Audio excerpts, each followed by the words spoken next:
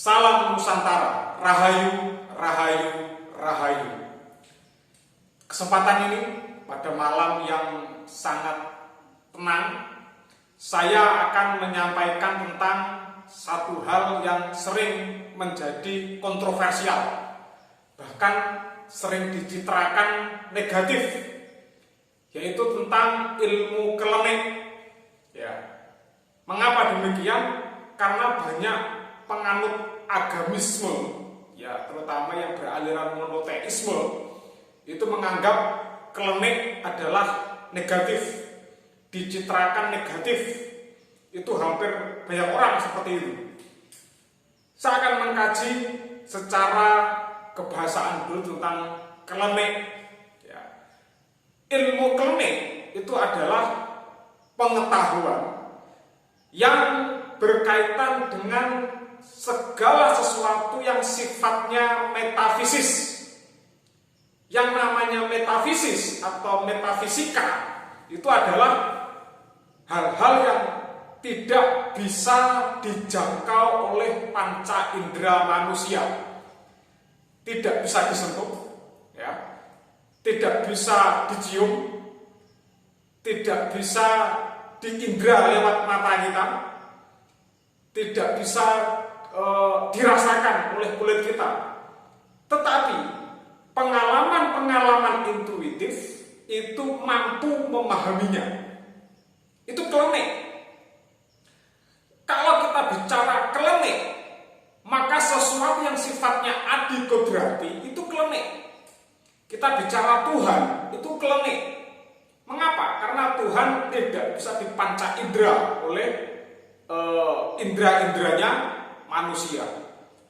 Kita bicara rasa, itu klenik. Rasa bahagia, rasa senang, rasa sedih, itu klenik. Kenapa? Karena rasa di dalam jiwa manusia itu tidak bisa diraba oleh kulit kita, tidak bisa diindra oleh mata kita. Nah, agama itu sebenarnya juga klenik. Kenapa? Karena agama itu juga mengajarkan hal-hal yang sifatnya gaib, yang sifatnya niskala. Bicara yang widi, bicara malaikat, bicara dewa, itu klenik. Karena semuanya tidak bisa diindra oleh panca indera manusia. Maka ilmu klenik adalah ilmu yang berkaitan dengan hal-hal yang sifatnya metafisika. Nah, di tanah Jawa ilmu klenik ini sangat luas sekali, ya. Tidak hanya bicara tentang yang gaib, bahkan sesuatu yang sifatnya olah batin, olah daya, itu bagian dari klenik. Kenapa? Karena yang klenik itu yang tidak bisa diindra, tapi bisa dirasakan oleh jiwa manusia, bisa dipahami oleh manusia bagi yang mengalaminya. Ini klenik. Jadi kalau kita bicara ilmu klenik, itu berkaitan dengan dua hal, yaitu karsa. Karsa itu adanya di dalam jiwa sanubari, dan juga cipta, fikir. Pikiran manusia itu klenik. Kenapa? Orang bisa berpikir, tapi orang tidak bisa membuktikan seperti apa bentuknya berpikir. Iya kan? Saya bisa berpikir tentang hawa dingin, tapi bagaimana bentuknya saya berpikir? Ini klenik, karena nggak ada fisiknya. Ya. Ilmu neurologi itu ilmu tentang klenik, karena dia hanya berkaitan dengan saraf fisiknya. Tetapi proses penerimaan cara berpikir saraf, ya susah untuk dibuktikan. Makanya kalau kita bicara ilmu klenik, itu segala hal yang bersifatnya metafisik, itu klenik. Kita bicara demit, bicara jin, itu klenik. Karena ya susah, bagaimana kita membuktikan sesuatu yang tidak bisa dijangkau oleh panca indera manusia. Berikutnya, kalau kita sudah memahami klenik seperti itu, lalu bagaimana sesuatu yang metafisik itu bisa dipahami oleh manusia? Metafisika itu dipahami oleh manusia hanya dengan dua hal. Yang pertama dengan rasa. Ini udah pasti. Ya, ini kalau tidak dengan rasa susah sekali. Karena rasa ini merupakan potensi yang sangat besar sekali bagi orang yang menginginkan bagaimana dia paham segala hal yang bersifatnya klinik. Dan rasa ini menjadi salah satu alat untuk membangkitkan indera keenam. Ya, indera kelima itu sifatnya fisik, ya dilihat, dicium, dirasakan lewat lidah, diraba, itu panca indera. Tapi kalau indera keenam itu sudah tidak berkaitan dengan fisik, tapi berkaitan dengan rasa.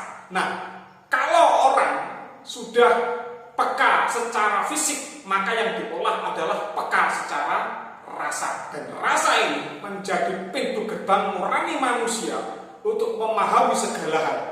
Karena rasa ini nanti berkaitan dengan yang kedua, yaitu pemahaman secara rasional. Jadi kalau kita sudah peka rasanya, kita bisa memahaminya secara rasional. Meskipun tidak bisa dijelaskan dengan bahasa manusia, tapi kalau nalar kita bisa paham karena kita mengalaminya, maka itu bagian dari potensi kita untuk memahami yang sifatnya metafisik. Nah, selama ini kalau kita bicara klinik itu dipandang negatif oleh kelompok-kelompok agamisme, karena seolah-olah kalau bicara klinik itu bicara tentang tahayul, padahal agama juga berisi yang sifatnya mitologis, sifatnya tahayul juga, bicara yang adikodrati, yang jauh di luar fisik manusia, yang hanya bisa dipahami secara rasa dan secara nalar. Termasuk juga kalau kita bicara klinik adalah tentang Aji Jaya Kawijaya. Ya, kalau kita membaca mantra, misalnya membaca mantra Kalacakra, Ya Maroja Jaromaya, Ya Maronini Romaya, Ya Silapa Palasya, Ya Midora Radomia, Ya Midosa Sadomia, Ya Dayuda Dayudaya, Ya Sia Cacaya Sia, Ya Sihama Mahasya. Kalau Kalacakra ini dibaca dengan ketenangan hati dan kejernihan pikir, maka kita bisa merasakan dayanya yang luar biasa sekali. Itu klinik. Karena fisik-fisik kita ini nggak bisa menyentuhnya, tetapi melalui rasa kita bisa memahami getaran itu. Jadi makanya kalau kita bicara rasa itu bicara sixth sense. Jadi sangat mudah bagaimana untuk membangkitkan sixth sense, maka olahlah rasa Anda. Anda merasakan kondisi lingkungan Anda merasakan sekitar Anda merasakan diri Anda. Nanti lama-lama Anda memiliki kepekaan. Kepekaan itulah dengan sixth sense. Ya, bukan mata ketiga, beda lagi. Ya, ini sixth sense, indera keenam. Maka apapun yang berkaitan dengan metafisik itu klinik. Kita bicara neraka, kita bicara surga, itu klinik. Karena itu sesuatu yang bersifatnya metafisik. Makanya kalau banyak kaum-kaum agamawan itu mendiskreditkan klinik, maka sebenarnya agama itu juga klinik. Karena agama juga membahas sesuatu di luar jangkauan indera manusia. Tapi kenapa kok yang sering dibahas cuma Aji Jaya Kawijaya? Karena banyak orang belajar Aji Jaya Kawijaya itu hanya untuk kesaktian fisik. Apa kesaktian fisik? Tidak mempan dibacok, ya. Ditusuk pakai api tidak terbakar, misalnya bara api tidak terbakar. Dia makan pecahan beling. Itu kesaktian fisik. Padahal Aji Jaya Kawijaya itu kalau diolah terus-menerus sampai mendalam, maka itu menjurus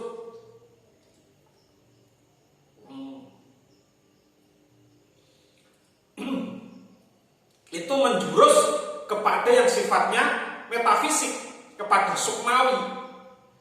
Kalau semakin diolah dengan ketekunan yang konsisten atau digentur dengan waktu yang lama dan dibimbing oleh seorang guru, maka Aji Jaya Kawijaya itu sebenarnya pencerahan spiritual, pencerahan sukmawi. Cuma kebanyakan orang melatih Aji Jaya Kawijaya itu untuk kesaktian fisik saja. Dan itulah yang sering dijadikan sasaran oleh beberapa agamisme untuk mendiskreditkan tentang klenik. Tapi bagi penekun ilmu klenik, sebenarnya klenik itu sangat rasional, bisa dipahami karena ilmu klenik berkaitan dengan panca mahabhuta, yaitu 5 elemen udara, api, tanah, air. Yang memang adalah tentang ether atau energi atau sukma. Kalau kita mengkaji ilmu klenik melalui cara pandang agamisme atau saintisme, maka itu akan dijadikan sebagai bahan lelucon.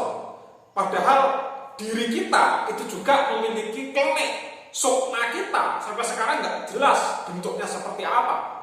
Tetapi orang yang rasanya itu peka, siksennya kuat, maka dia bisa merasakan sesuatu dalam dirinya itu ada seperti sumber energi yang menjadikan kita itu hidup. Ketika dia melihat pohon, dia bisa merasakan sumber energi yang ada di dalam pohon itu dan seterusnya. Itu klenik. Makanya kalau kita bicara ilmu klenik, maka yang harus kita asah adalah rasa dan cipta. Jika cipta dan karsa ini diolah dengan tepat, maka menghasilkan yang namanya karya. Apa karya itu? Seluruh bentuk yang berkaitan dengan metafisik itu adalah karya. Contohnya tadi itu Aji Jaya Kawijaya. Agama itu juga bagian dari karya klenik. Kenapa? Karena agama lahir dari olah cipta dan olah karsa. A itu artinya tidak, gama itu artinya kacau. Jadi agama itu adalah ajaran yang tidak membawa kekacauan. Maka berkaitan dengan ritual-ritual yang sifatnya adikodrati, menyembah Tuhan, itu klenik karena nggak bisa diwujudkan secara fisik. Tapi olah fisik dan olah batin itu menjadi jalan bagaimana kita memahami ilmu klenik. Makanya kalau orang itu ingin paham ilmu klenik, maka yang diolah jangan fisiknya saja, tapi juga rasanya dan juga ciptanya. Hening, kita semedi, kita meditasi, maka kita akan paham apa itu sebenarnya klenik. Baik, di kesempatan singkat ini, semoga kesempatan ini bisa membawa pencerahan bahwa klenik itu tidak negatif, ya. Klenik itu tidak jelek karena semua yang dengan metafisik itu klenik.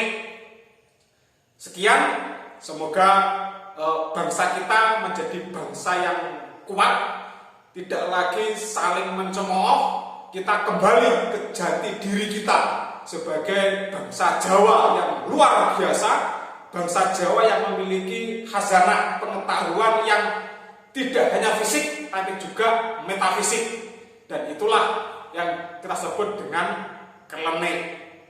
Jaya Jaya Wijayati. Selamat malam, rahayu, rahayu, rahayu.